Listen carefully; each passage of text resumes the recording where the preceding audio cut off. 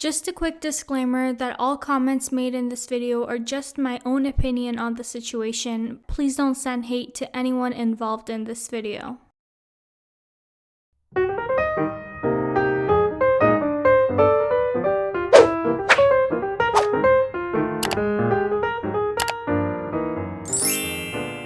Hey guys, welcome back to my channel. Today we're going to be talking about the latest updates with the Gabbie Hanna and Trisha Paytas situation, how Offset fudged up, and Grayson Dolan's new girlfriend situation, which somehow turned into a scandal. Stay tuned, let's get into it. But before we do, I just want to introduce you guys to today's sponsor real quick, which is Honeygain.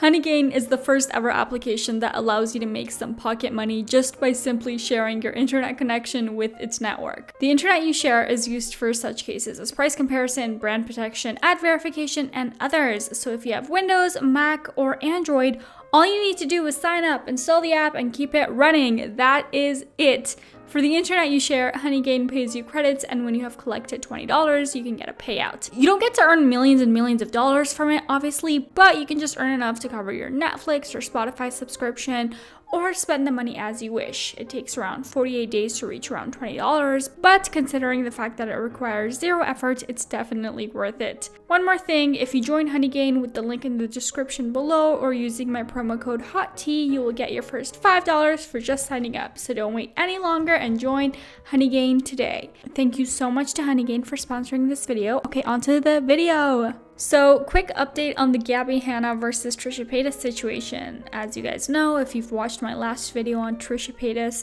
Gabbie Hanna is coming out with a diss track against her on the 25th, which actually is less of a diss track and more like a song about Trish from her own perspective. Now, Gabbie has come out with a new video on her channel titled I Was Wrong. This entire video is pretty much a long-ass hard-to-read screenshot that says, I was wrong. I thought I was doing the best thing at the time, but I see now that I wasn't. I truly don't like drama. I wish it didn't exist. However, I do try to make the best of drama. Something that might not be super obvious to everyone else is that while it may be cold tea to the world, it takes me a long time to process stuff. I need to take major steps back to collect myself, sort out how I'm actually feeling, organize my thoughts, and articulate it in a way that isn't damaging to myself or anybody else. While the world was forgetting about it and getting bored, I was still very much dealing with the aftermath. I don't like to respond to something until I've healed from it, and usually healing from it means creating music or art. That's always been my survival method. Make your tragedies a work of art or whatever. It's always felt like that. If I can make the situation into something emotionally beneficial for me, then everything will have been worth it.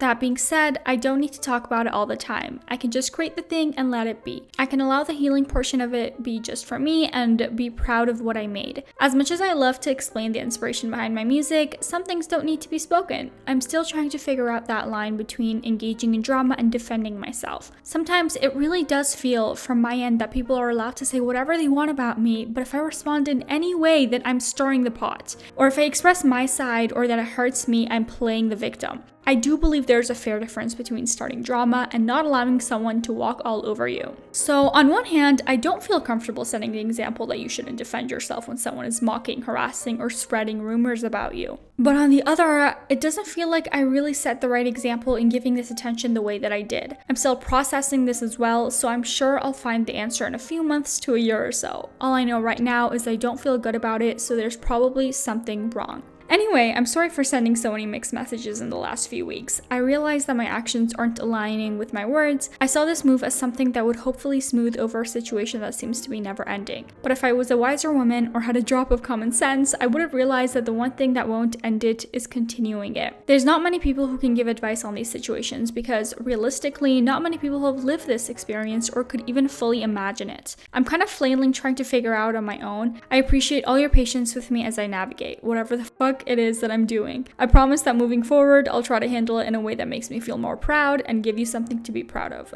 Thank you for your love and kindness. However, in the description of the video, she clarifies that she's still going to be posting her diss track against Trisha Paytas, which is called Call Me Crazy, on September 25th. She wrote, I invested a lot into it and I'm very proud of it. I just wish I had gone about announcing it more with grace. Most people were actually kind of supportive in the comments, and the video has 5 more times thumbs up than down. One user said, I really appreciate the honesty, vulnerability, and authenticity in this. And like most situations are not black and white, they're gray. Most people are not heroes or villains, they're both. Life is about navigating the in-between, so be confused, be you, be gray. Thank you for being in the middle with us. I live in the middle, in the gray space, and sometimes I make decisions that a hero wouldn't make, but I'm authentic to myself and I'm honest when I screw up, and that's all I can do. Love you, Gab. Alright, moving on. Offset freaking fudged up, man. He had to go and cheat on Cardi B yet freaking again. What the fuck, Offset? In fact, a source also revealed to People magazine that Offset has pretty much been cheating on her this entire time, but Cardi has been looking the other way because of the baby.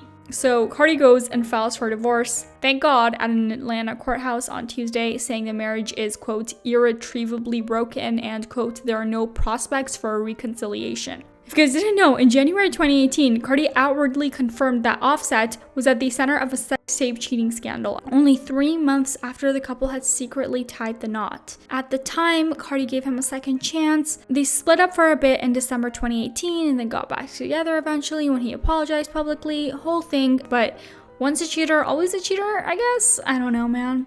And this last piece of news is all very alleged and unconfirmed, but there have been speculations about who Grayson Dolan has been dating recently. If you've been watching the Dolan twins' recent videos, you'd know that Grayson has gotten back into the dating game after a long hiatus. He's been seeming extra getting online on YouTube and Twitter talking about how happy he's been lately. And there's also been these pictures leaked of Grayson with this girl who's rumored to be a girl named Tyson, or I am not Mike Tyson on Instagram. I'm kind of jealous of her handle, not gonna lie. Tyson has over 47,000 followers on her Instagram handle as an Instagram model and a singer by profession. However, many Twitter users pointed out the fact that Tyson was engaged to the photographer and director Austin William Simpkins and that they had been together for over 3 years, you guys. Don't know how accurate these screenshots are, but apparently this is her ex-fiance confirming the story and saying that she fucked Ethan 2 years ago too, which is kind of really gross if you think about it, but what do I know? And this is a post he posted just 1 month ago with the girl, so even if she didn't cheat on him, she must have bounced back from a long-term relationship real quick. And if that's not enough, there are also these pictures of her appropriating other cultures. And unrelatedly, she posts these weird videos of her imitating baby voices. Baby, it's time to wake up. Baby, it's time to wake up. Baby, wake up. No more sleeping. And while we're on the topic of the Dolan twins, people are saying that they are queerbaiting after they've posted pictures of them kissing their friend. So Grayson posted this tweet saying, if you don't kiss your bros for small celebrations, are you even bros? A lot of people thought this was Ethan and Grayson kissing each other, by the way, at first sight, but obviously, like, it's not. That's kind of gross. One user said, queerbaiting isn't cute, especially since y'all said the F slur and refused to address it. I'm pretty sure they did address it though, no? In one of their videos? Another user said, it's queerbaiting. He knows people speculate about his sexuality, they do anything for attention. But not everybody thought this was queerbaiting or just this terrible thing. Some people actually were in support of Grayson. One user even went as far as to tweet, it's so refreshing to see Grayson being comfortable with his masculinity enough to post this. The internet has had a lot to say about his sexuality and this is finally a big F you. And yeah, that's pretty much all of the tea that we had to spill in this week's video. I really want to know what you guys think about this entire situation, so make sure to comment that down below. Thank you guys so much for watching today's video. Please make sure to give it a thumbs up if you enjoyed watching and subscribe to my channel. I post new videos 3 times a week. Alright, bye.